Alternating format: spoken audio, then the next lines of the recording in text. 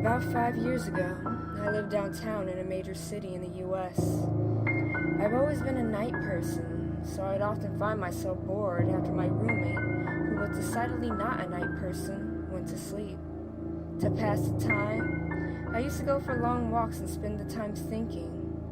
I spent 4 years like that, walking alone at night, and never once had a reason to feel afraid.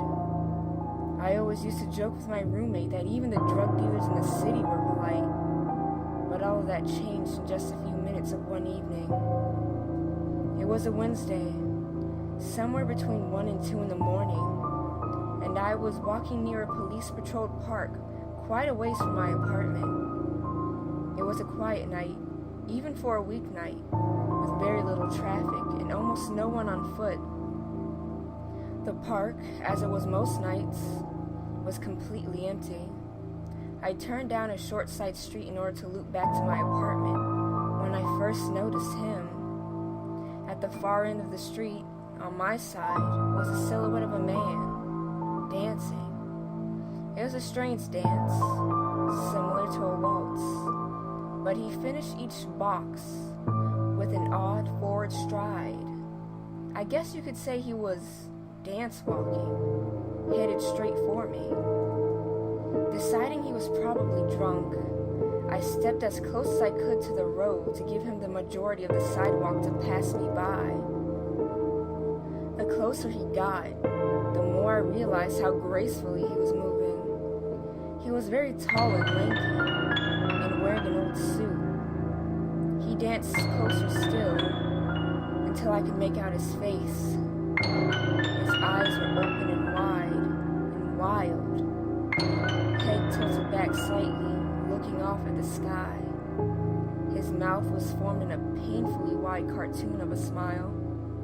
Between the eyes and the smile, I decided to cross the street before he danced any closer.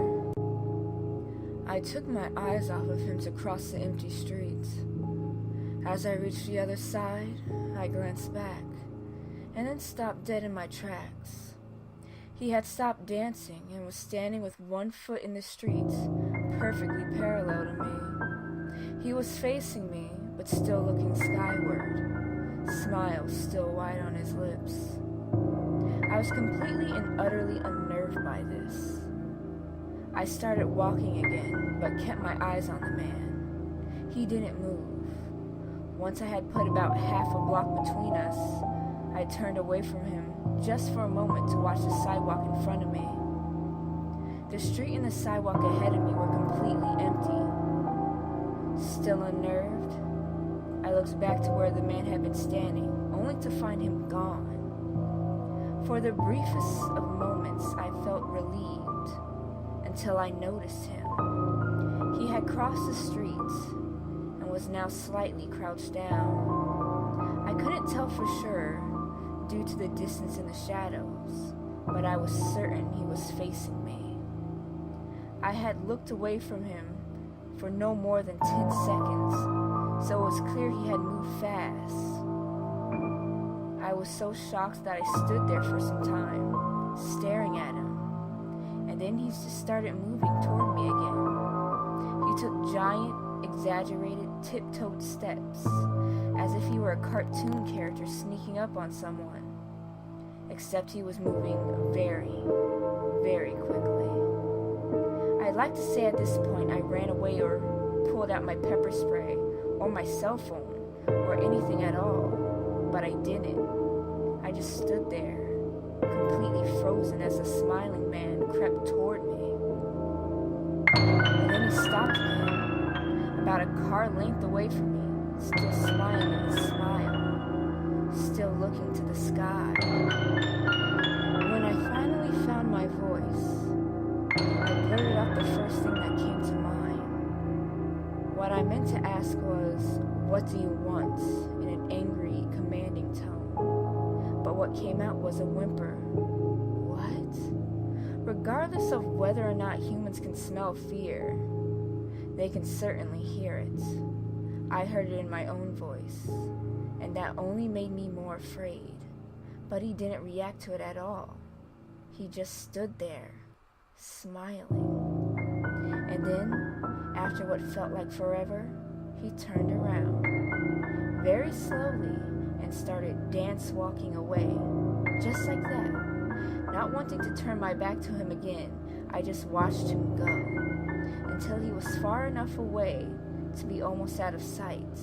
And then I realized something. He wasn't moving away anymore, nor was he dancing. I watched in horror as the distant shape of him grew larger and larger.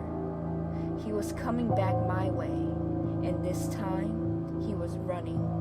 I ran too. I ran until I was off of the side of the road and backed onto a better lit road with sparse traffic. Looking behind me then, he was nowhere to be found. The rest of the way home, I just kept glancing over my shoulder, always expecting to see a stupid smile, but he was never there. I lived in that city for 6 months after that night, and I never went out for another walk. There was something about his face that always haunted me. He didn't look drunk. He didn't look high. He looked completely and utterly insane. And that's a very, very scary thing to see.